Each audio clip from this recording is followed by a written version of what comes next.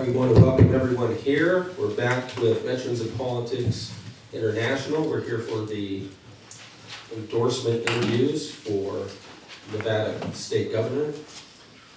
We have Frederick Conquest here. We have Ryan Bundy. We have David Jones. And we have William Boyd. I want to thank you all for being here today, being present. I want to thank our panel members for being here. We'd like to thank our sponsors, Ron Q for Treasurer, Real Water, Lakeside Business Suites, and Michael Broadway Realtor. If the panel members could introduce themselves, we'll start with Mr. McDonald. Michael McDonald, VIPI Legislative Council, Family Civil Liberties Union, Restoring Freedom, Reforming Family Courts, and Restoring Families. John Moore, U.S. Army, former Nevada Assemblyman. Robert Adams, U.S. Army, Desert Storm Bay. Nathan Atkins, U.S. Army. Petarra, Global Monetary Veteran, Nevada State Chair, Veterans in Politics. Steve Sanson Jr., U.S. Army. Destiny Beavers, Armed Forces Chamber of Commerce. Robert Foust, U.S. Army.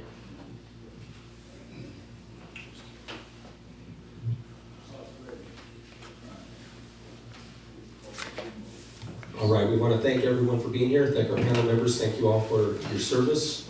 We're going to start off with an introduction. We're going to try to limit things to 1 minute, but we'll see how it goes with the questions. But try to keep your answers on point. No personal attacks.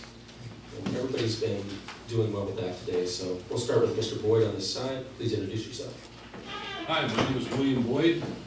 I live in Paradise Valley, Nevada, north of Winnemucca, approximately 40 to 45 miles. And I'm here today, and I'm proud to be here. And I'm waiting to get the show on the road with you folks. Okay, could you hand the mic down to Mr. Jones? Thank you. My name is David Jones. I live in Henderson, Nevada. I'm here because change must come. And I guarantee you that change. My name is Ryan Bundy. I'm the son of rancher Clive Bundy. I have been a constitutional student for many years, and I am interested in freedom and liberty for the people of Nevada and sovereignty for the state of Nevada. For Nevada is a state admitted into the Union. It is not a territory, and it must be treated and act like a state. My campaign will, and election into the governor's seat, I will ensure the sovereignty of Nevada, and this will bring greater prosperity to all the people within. Thank you all for coming. My name is Fred Conquest, and I've run for governor before in 2010 and in 2014. I have a BA from UCLA, a master's degree in anthropology from University of Arizona, and 2 PhDs, one in marketing, business administration, and one in anthropology. And I teach at CSN. My goal is to make Nevada a better place for everybody. We have significant problems that we can solve with somebody who is really good at putting together infrastructures, systems, methods to improve education, healthcare, jobs, infrastructure, and simply make life better for everybody in Nevada. Thank you. All right, we're going to go ahead and start with our questions now. Each panel member will be able to address you with a question. Try to stay focused on topic. And it's a good idea to go ahead and say your name first before you respond.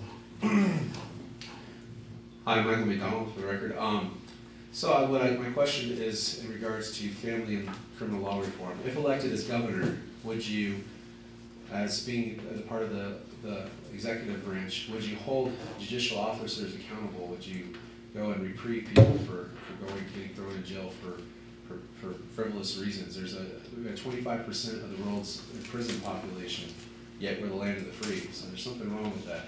But in regards to family law, where there should be a bill coming in place soon for equal parenting.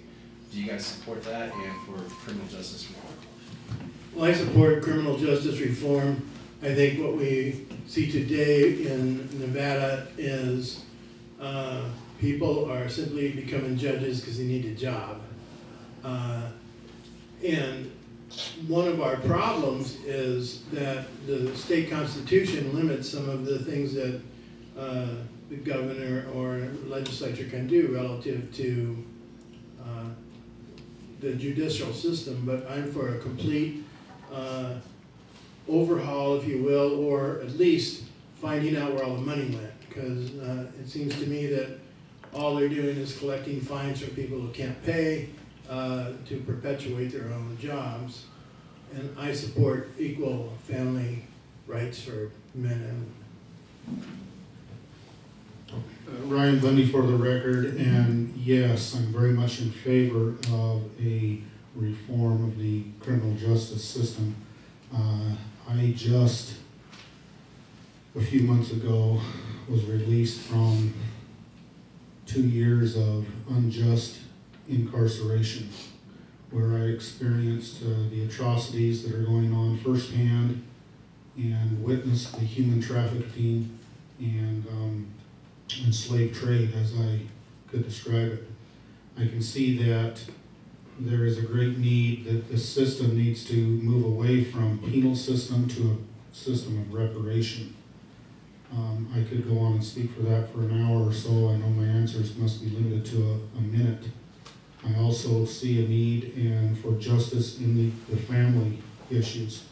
And so the equal parenting, and I have not read your bill, I do not understand what's in it, so I cannot intellectually comment on that, but I am interested in the subject matter. Thank you.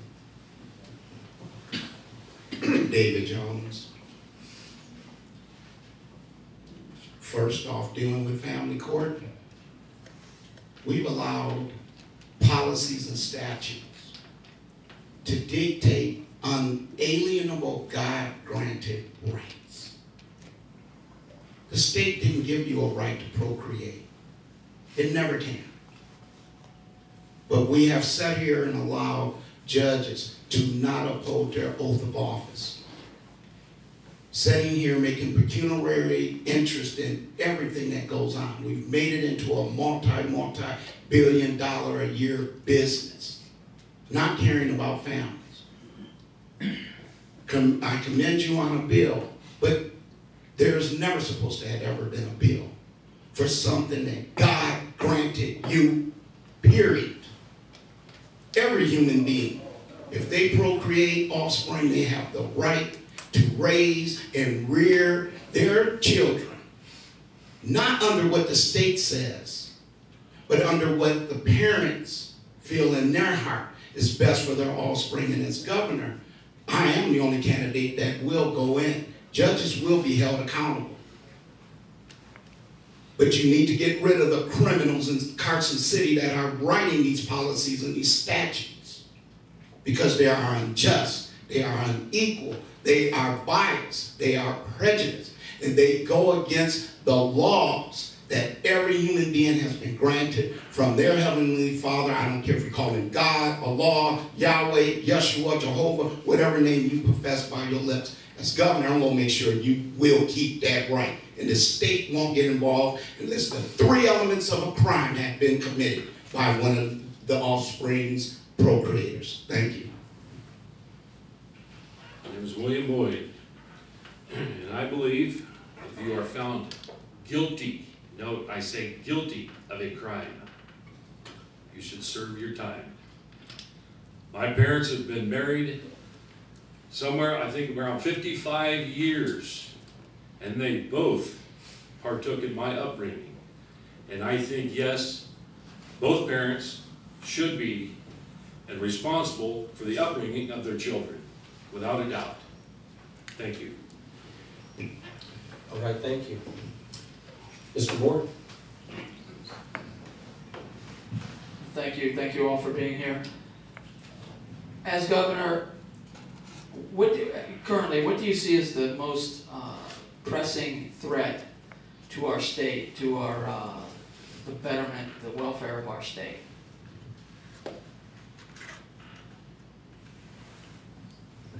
Go ahead. Again, go ahead and start, Mr. Boyd.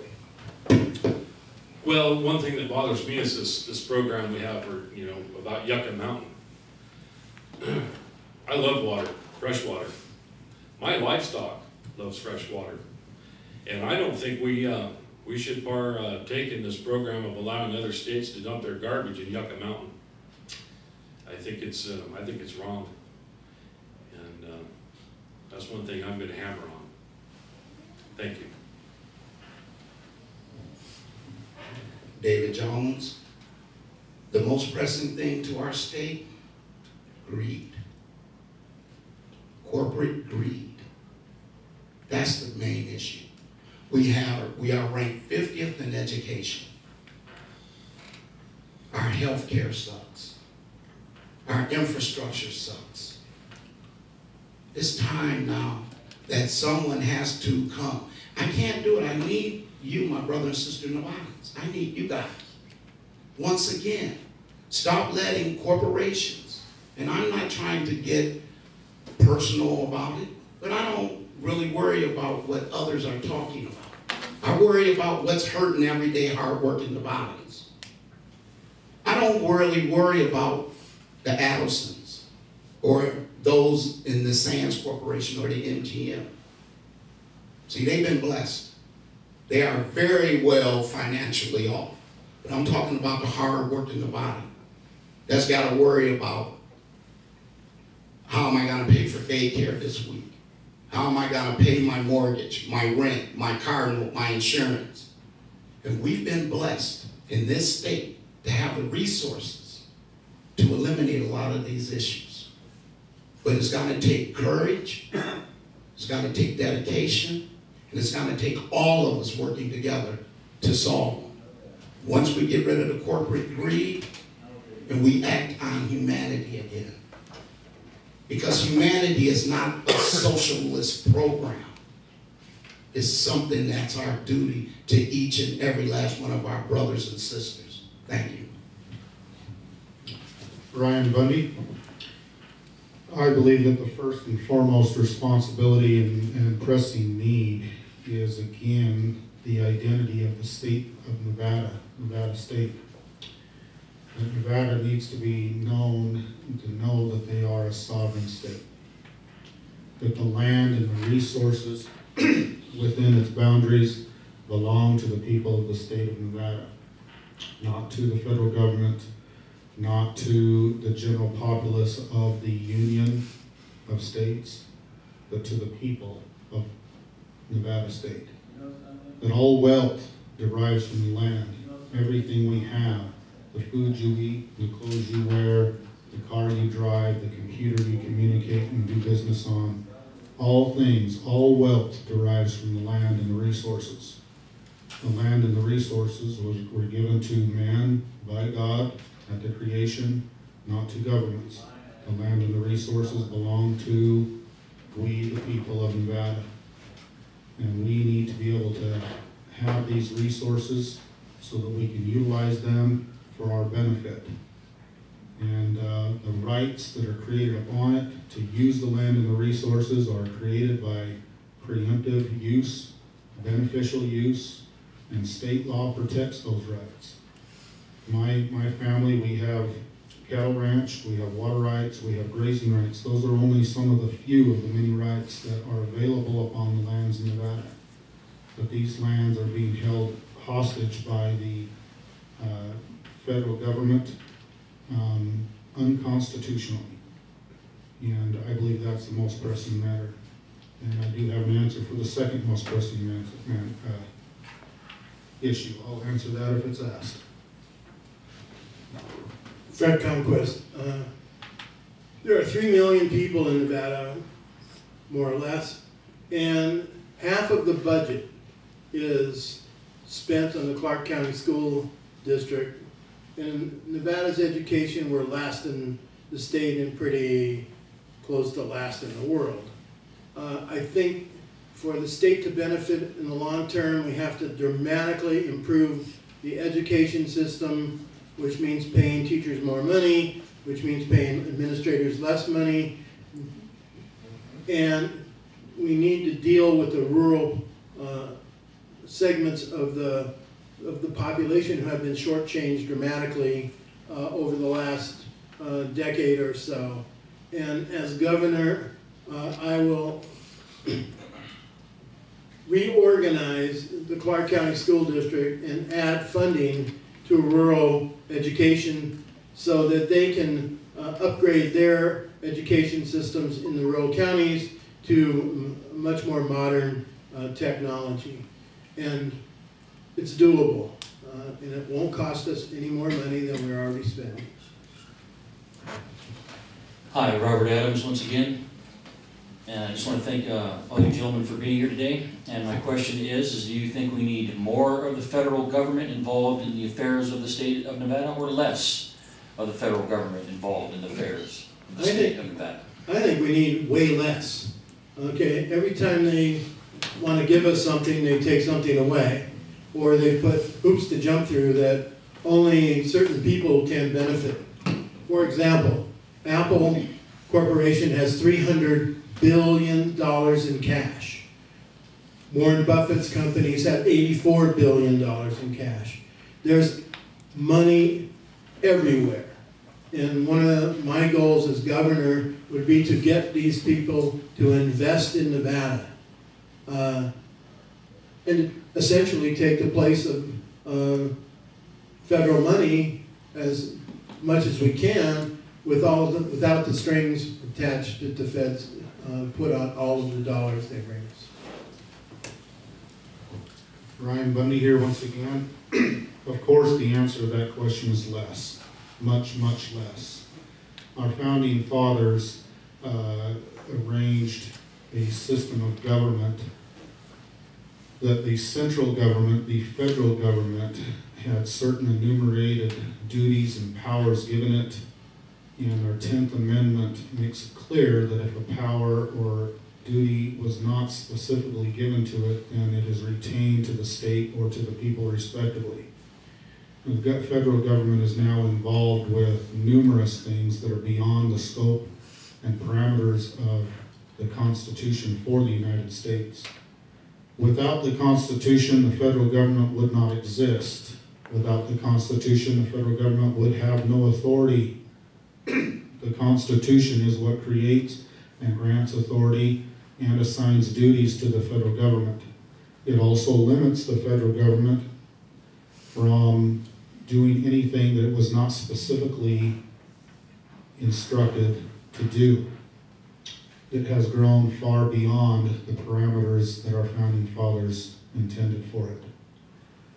This union is a union of several states. This is not one nation, as we read and quote in the Pledge of Allegiance. It is 50 nations that are united for common causes and purposes under that Constitution. I honor that union. I'm glad to be a part of it. It is here to benefit each and every state. And yet these states specifically are still sovereign entities, still sovereign countries, if you will.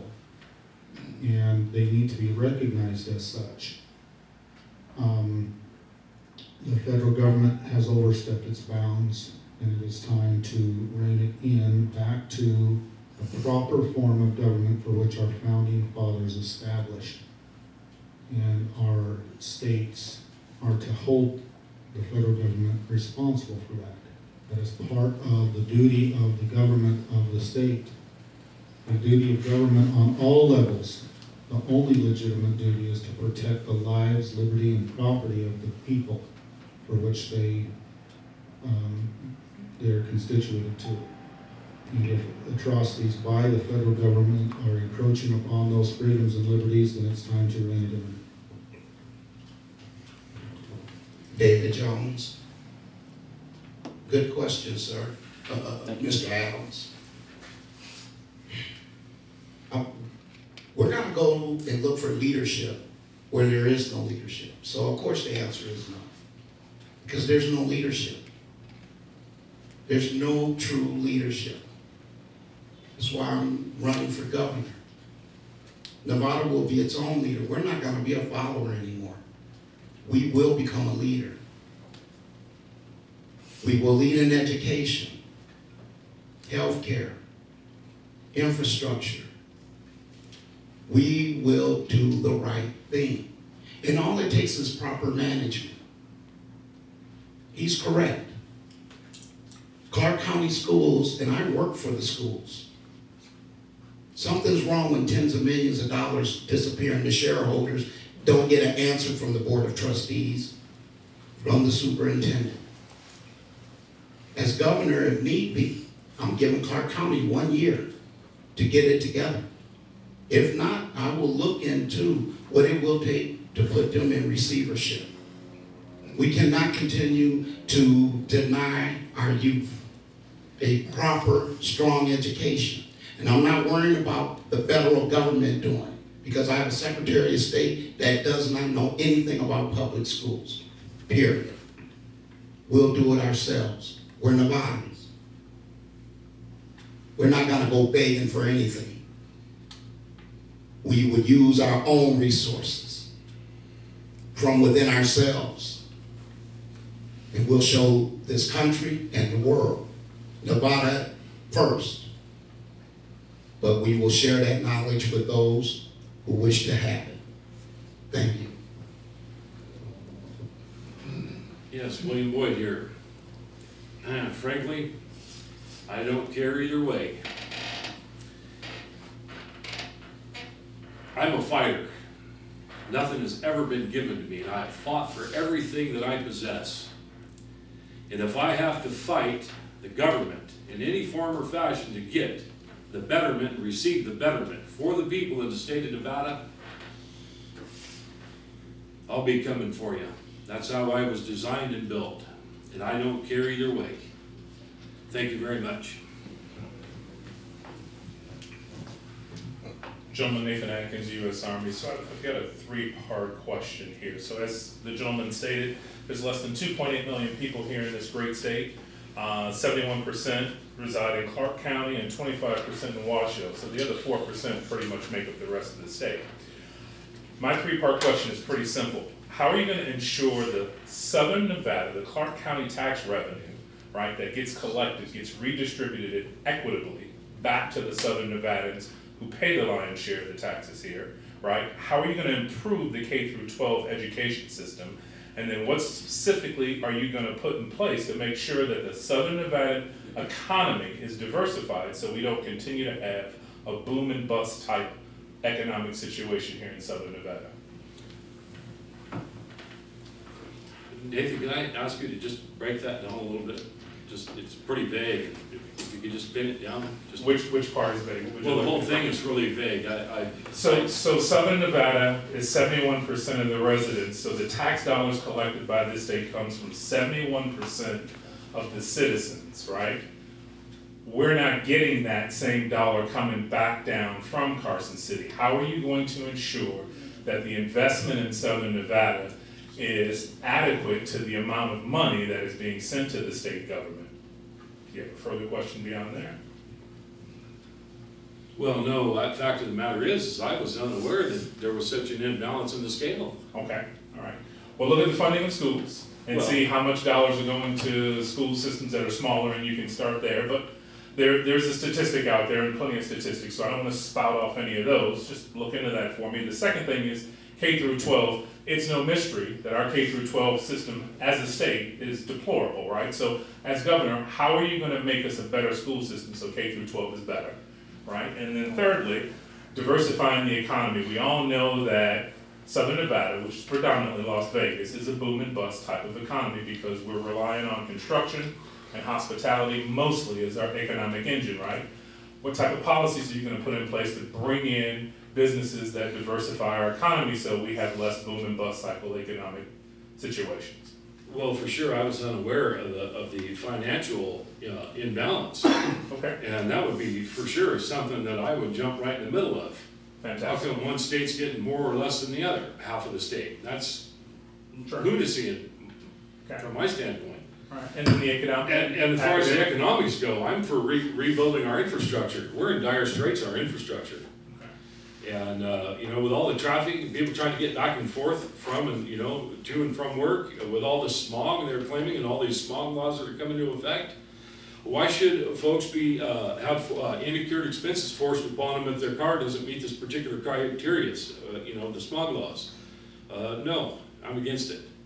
And I think our infrastructure and the work that's going to come out of that, and I understand it's this, you know, this marijuana tax that was supposed to be utilized as an educational funding vehicle. And what I'm hearing from people are saying that the money's disappearing. Is that right or wrong? Can anyone answer that question? Where's this money being dispersed to if it's not going to the educational system? See, those are things I want to know. Okay. Thank you. David Jones, your first question, can you repeat that for me? The first question is about Southern Nevada generating the majority of the tax dollars, right? How are you going to make sure that as a state, right, that the tax dollars are adequately distributed back to the county that generates the largest share of the tax dollars? Well, when we look at the state budget, then that's when I will deal with that issue. And then that comes again, it comes from you. You're the ones electing these individuals into Carson City and not holding them accountable. You're not holding the House or the State Senate, holding them accountable for what they do. But I will watchdog it. Your second question, with K from pre-K through 12, first off, what we're going to have to do is this. We're going to have to totally rebuild our school. I mean, the infrastructure of them. As governor, I'm mandating that we're going to go to a universal wide state curriculum. So you're currently within Clark County, Nye County, everybody's teaching different. We're going to get on one page. Teachers need to have more instructional time, and they don't get it. And you know why? Because they're sitting here basically doing 6 weeks of instructional compared to almost 9 to 11 weeks preparing students to take a WIDA test, a math test. That will not prepare them to take an ACT or an SAT test to go to college. And I want to build that from boots on the ground. See, I don't need teachers who taught 30 years ago on the State Board of Education, because they're doing it for pecuniary vested interest. I need teachers that I know right now that are still in the classroom, boots on the ground, to build this curriculum.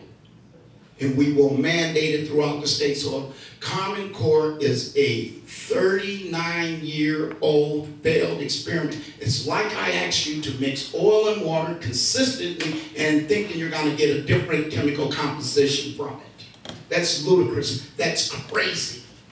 So as governor, one of the things I'm going to do, dealing with pre-K through the 12th grade, we're going to a universal curriculum. Everyone will teach the same subjects from the same materials. You know why? Because it worked in the 50s, 60s, 70s, 80s, all the way up somewhat to the mid-80s. And then corporate America got involved and said we can make tens of billions off of supplying schools with crap they don't need. Now your third question. Movement bus, like I was saying, in Southern Nevada, Now, pretty much construction and hospitality. All right. How do you diversify and get more? Okay, this is what you have to do in order to get your city, your state to build. If you don't have proper education, if you don't have good health care, you can't even deal with infrastructure. Okay, because they all work together. If you got an educated population, and now you can have companies come here because their workers will know that their offspring can go to school and get a good damn education. If you got good health care, that means human beings can stay healthier. That means you don't have to miss work. Then we can build our infrastructure from that. We got to have something to offer. And as governor, that's what I will do. Because this isn't going to happen overnight. It's gonna take us time. It's gonna take us all working together to do it. But as human beings, we've always came upon the adversities. It's in our nature. But we always come through. Thank you. Ryan Bundy here. The first part of your question is probably the hardest one that I am able to answer, because I do not know where the money is being spent now. You know, I have not gone into and looked at the budgets and so forth. You say that 71% of the state's revenue is generated in Clark County, and that much or less than 71% of that is being spent in Clark County. I do know that, of course, as a state, you know, we're responsible for the entirety of the state, and if funds need to be moved around to be able to take care of problems around the state, then that is part of the issue there, and part of the purpose of the state government to handle those things. However, I do understand your frustration, and that if the money's generated here, it should be spent here to improve the things that are needed here. And so before I could properly answer that question, I need to see where it's going, analyze the budgets, etc., to be able to make such a decision on how to do that. So I really can't answer that question right now. Concerning the K through 12 education, I am one who strongly believes in competition, that competition creates improved product. If that product is education, improved education, and I believe that competition in that field would increase the product. I do like the idea of the vouchers, that the money allocated to each child will follow that child, and and I do believe that the parents are primarily responsible for the education of their children. And if the parents choose to use a private school or homeschool or public school or any other type of school, that they should be at liberty to choose so.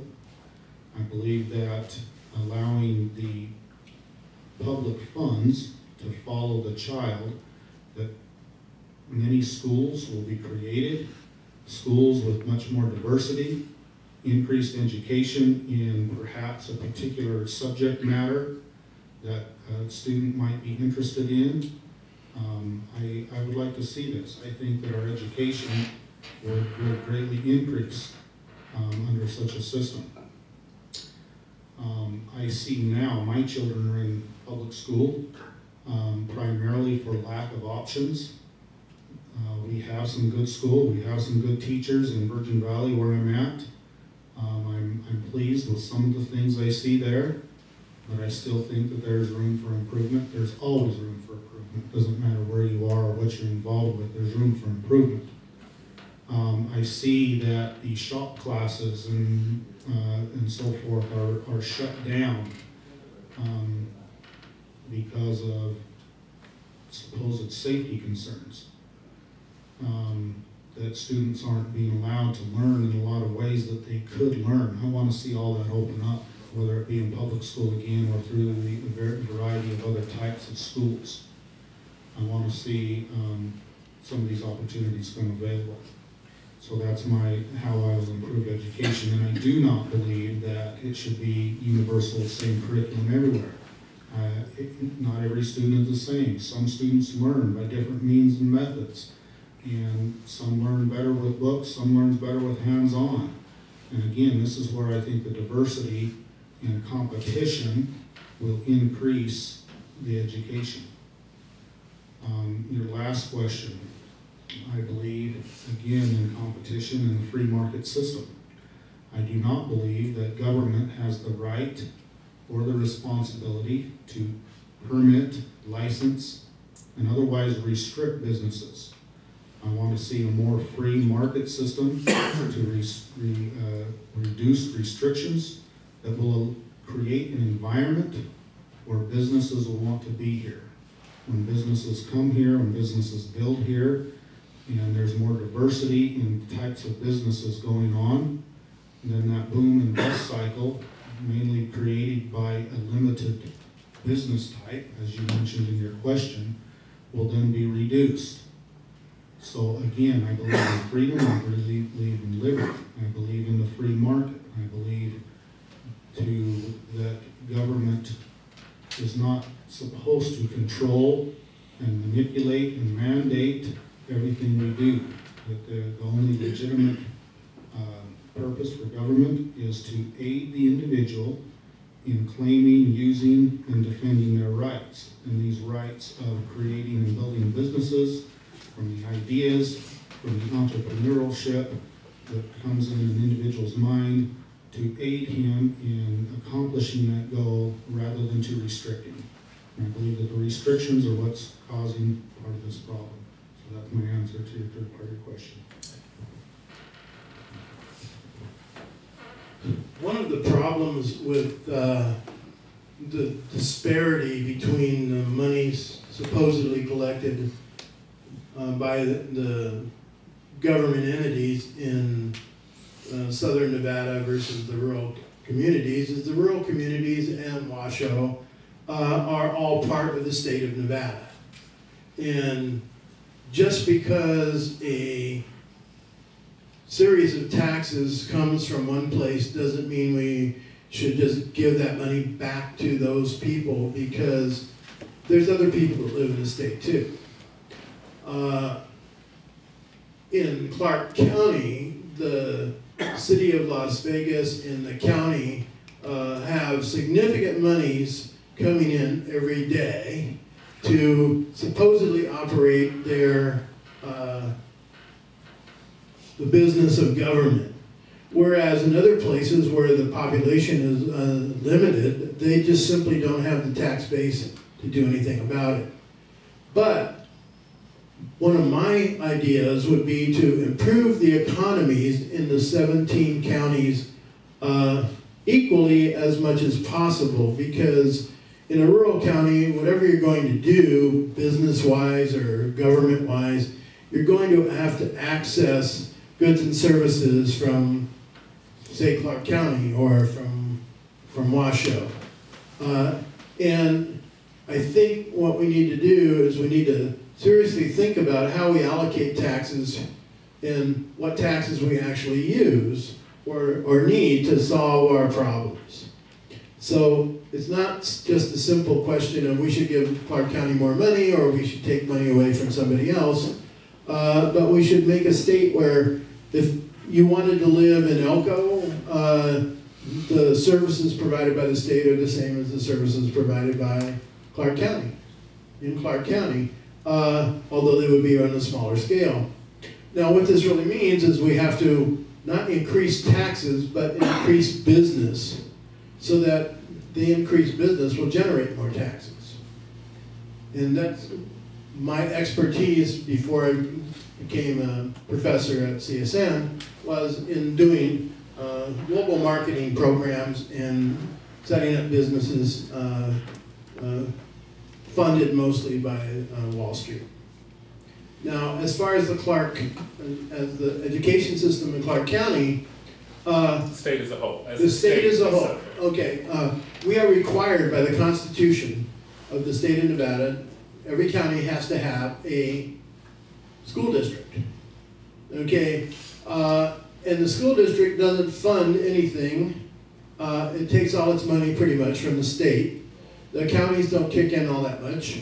And yet, our education system is a disaster. Now, how do you solve this problem? Well, one, you get rid of a lot of administrators, because all they're doing is pushing paper, they're not teaching kids.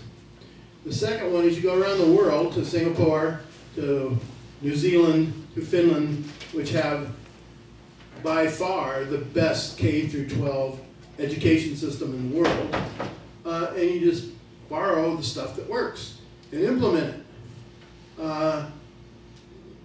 And also, we need to pay teachers more money and make sure that in the classroom they have the facilities and the books and the videos and the technology so that students can learn. I mean, I see it all the time. There's nothing wrong with the kids. The freshmen from the Clark County School District at CSN, they're fine. They just haven't been taught anything in such a way that we were when I went to school. It's simply, do this, take a test, do this, take a test. And that's not really about learning. And so my plan as governor is to reorganize the whole circumstance. And we can do it county by county, we can do it throughout the whole state. Because each county has a different set of problems. And you just need leadership and the will to do it, because the governor is in charge of the Department of Education. He appoints the people to it, and if they don't do what the governor says, you get new ones. And so our problem is that we can't fix it, we just don't have the will to fix it, and I do. And the last one, where are we going to get the money? Because nobody's going to move here if we have bad health care and bad education, who's fairly large-scale businesses. But I used to do that all the time. Bring in money from overseas, bring in money from New York to other places, and especially into California, so I know how to do this. And we can create in southern Nevada Wall Street West. It's not rocket science. There are 10,000 banks in the world who would love to have a branch here to do business. And every one of them is going to have an office and employ 4, 5, 10, 15, 20 people. And essentially, we'll be just simply doing what they're doing on Wall Street in Nevada. Getting money to invest in businesses. We need to make starting a business simpler, less expensive, and we have to get rid of the commerce tax. It is insane to have that tax for the simple reason there's a whole bunch of people that are exempt from it that shouldn't be exempt from it. On the other hand, we are the stupidest state in the planet in that we tax businesses on the amount of money they pay their employees. I mean, why would you want to hire anybody if the money you're going to pay this guy you have to pay tax on? So we need to reorganize some of the ways we collect our money, but a lot of it could be done through public-private partnerships, such as an idea would be the Nevada Sovereign Bank, like they have in South Dakota, which is owned by the state but run by regular bankers. And all of the profits go into the state coffers. If we look at marijuana, we're sitting on $75 million in money in the rainy day fund. Okay, what everybody I've talked to in the legislature, they're all trying to figure out how they're going to steal the money when it's supposed to go to education. And we can divide that up and pay $3 million a year to every school district in Nevada from that funds. And every county would have some extra money. We could say Washoe gets 2 units of the money and Clark County gets 3 units of the money, and so we're out $60 million. We take the other money and we can use it for health care. And that would seriously help education in the rurals, because unless we grow the rurals in terms of jobs and growing food and dealing with the fact that you cannot solve the water problem because we live in a desert, because it's illegal to capture rainwater in Nevada, which is a really dumb law. We need to look at it as a comprehensive circumstance that we need to change. One thing benefits the other, benefits the other, benefits the other. We've got to create win-win situations for everybody, from business owners to workers, to seniors, to veterans, to students, so that they have a future, because the students are the single most important part of Nevada today, because they're the ones that are going to be taking care of people as we all get older. Thank you, Mr. Conquest. Petarra here. So there's a certain guy running for governor, I'm not going to say his name, but I see him all over the internet wanting to take my guns, and I don't really like that. So I'm just curious, generally, what does your Second Amendment policy look like, since you have all these different interest groups trying to change it? And due to our current laws, what would you basically do differently? Well, basically, I think we have more than sufficient laws concerning guns. And I'm 100% supporter of the Second Amendment. What I find disconcerting is that people create crimes with guns and nothing happens to them. They don't get prosecuted. Okay, they do plea bargaining. And there's a law in the books that says that if you commit a crime with a gun, they're supposed to tack on, it's 5 or 10 years to the sentence. And what everybody does is they try to get that sentence done concurrently. Now, I wasn't the victim, but almost got shot. And the person who committed the crime got 10 years, and it was supposed to be 20 years, and he got out in 8 years because they ran the sentences concurrently. And I think one of the ways we can really eliminate a lot of gun crime is let's have a gun class, a safety class, at the high school level. I know when I was a kid, I took the NRA gun safety class in Cub Scouts and again in Boy Scouts. And my dad wouldn't take me hunting unless I took both of them. And I think we should have gun safety class. You want to buy a gun, take a gun safety class. Okay? And once you know how to use a gun, okay, that's a real benefit, because how many people shoot themselves? How many people commit suicide? It's not the guns that are bad, it's the way people use the guns. And we don't have enough, we don't spend enough time talking about gun safety. You're not going to be able to stop the nutcase. Okay, you might be able to limit it some, but we also have to dramatically improve our mental health facilities in Nevada. Because all of these gun stuff is essentially somebody going off the rails. And maybe we can stop, if we stop one, that's good. If we stop more than one, that's even better.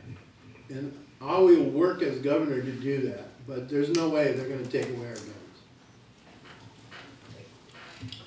Ryan Bundy here. Again, the only legitimate purpose for government is to aid the individual in claiming, using, and defending his rights to protect life, liberty, and property. Our founding fathers were wise when they established the Constitution for the United States of America. And they were wise in placing as the Second Amendment the right to keep and bear arms. It states specifically that a well-regulated militia being necessary to the security of a free state. I'm interested in a free state. I'm interested in the security that freedom brings. I understand the need and the necessity, because I have experienced it, for a militia. And the militia should be honored, accepted, and respected. For the militia, by definition of the Nevada state revised statutes, is that every able-bodied man between the ages of 17 and 65 is a member of the militia.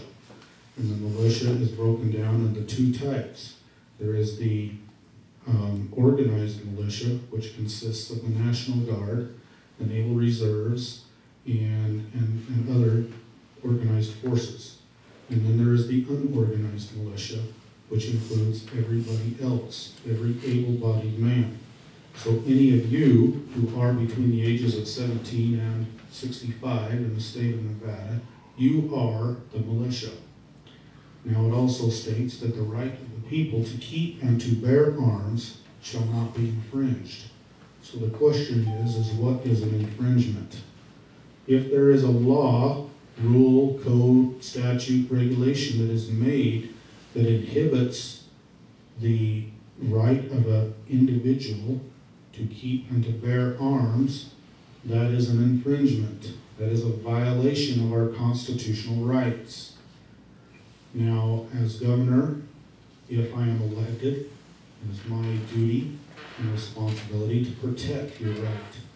This one included the right to keep and to bear arms by eliminating such rules, regulations, statutes, and codes that are infringing upon your right to keep and bear arms. The right to keep and bear arms is coupled with that necessity of the militia for the security of a free state. This right protects all of our other rights. And so it is very, very important, and I intend to protect it. David Jones. Do I support the Second Amendment? Yes. But this is from our own hands. Okay, we created this because we took out of context. You go to any constitutional scholar, you'll get 5 different responses. There's 27 amendments to the Constitution. But as governor, I will uphold your right. I believe you deserve to have the right to have a gun to protect yourself or your loved ones or your secured, constitutionally protected property. I believe if you wish to go and hunt, you have the right to have a gun to go and hunt. I believe that you have, if you're an avid gun collector, you have the right to purchase guns for your collection because that is an investment. That's a financial investment. But do I believe that private citizens need to have automatic or semi-automatic weapons? No. Do I believe that anyone should be able to go in and purchase ammunition for those type of weapons and not be checked? No. He said, I'll stand up for the Second Amendment. You're all veterans. You should be insulted when anyone tells you, I need to have a AR-15 or an HK-47 or whatever, automatic or semi-automatic weapon, because I'm protecting myself from the government. Look at the stupidity of that. You mean to tell me you think you can protect yourself from the United States government if they really want to come and take something from you? I've never known anyone, unless they're too busy watching Hollywood movies thinking that they're Chuck Norris or Rambo, that they're going to take down, you know, a Black Hawk, or they're going to take on a fully armored transport carrier. Just for clarification, yes. As governor, you would use the state resources at your disposal to take away my AR-15, if I understand correctly. What I'm saying is this. If you have it now, then you get to keep it. But in the future, we can't go that route because we have a thing that is called the United States Armed Forces that we are supposed to have confidence in that they will defend, protect this country from any attack, foreign or domestic. Okay, thank you, Mr. Jones. Once again, my name is William Boyd. As far as I'm concerned, the Second Amendment will not be changed, and it will not be moved, it will not be relocated. I have the right to protect myself against enemies both foreign and domestic. And my rifle and my firearms are my protector, at home and abroad. And my father served in the United States Marine Corps and was in the morgue of a hospital ship for 16 days before he was discovered alive by the ship's corpsman. I lived through his eyes, the eyes of a man who was killed in action in North Korea. And if he hadn't survived, I wouldn't be here today. And for that, I am thankful. And I am thankful that he fought for my civil liberties and my civil rights, my Constitution, the flag of this country, and the feet that I rest, the foundation that I rest my feet upon. And I will not surrender it to anyone on no uncertain terms, period. The Second Amendment stays. Thank you, William Boyd. Thank you, Mr. Boyd. So we're gonna try to get to, if we have 3 more questions, we're gonna try to get through it. I don't know if we're gonna get through it or not, so let's just try to, and I know these are complex topics, but just try to really limit your answer, or I'm just gonna have to limit it as much as you can, okay? Just try to answer it kind of more directly or not. Thank you. Steve Sanson Jr., just want to first thank you guys for coming, thank you for being here. My question, kind of, Mr. Conquest actually addressed it a little bit, but it's about small business. And if you're elected, I'd like to know what you would do in order to alleviate some of the asinine taxes that Mr. Conquest spoke of. Because me, myself, I know how crazy it is and how many taxes and how it seems like the state would rather you not start a business than assist you in doing so, which is part of what this country was built on, in my opinion. So anyway, my question being, what would you do in order to alleviate some of that stress? Well, Mr. Sanson, you're right. This country was designed in that manner of fashion that that is your right and entitlement to open your own business, get a business license. They call that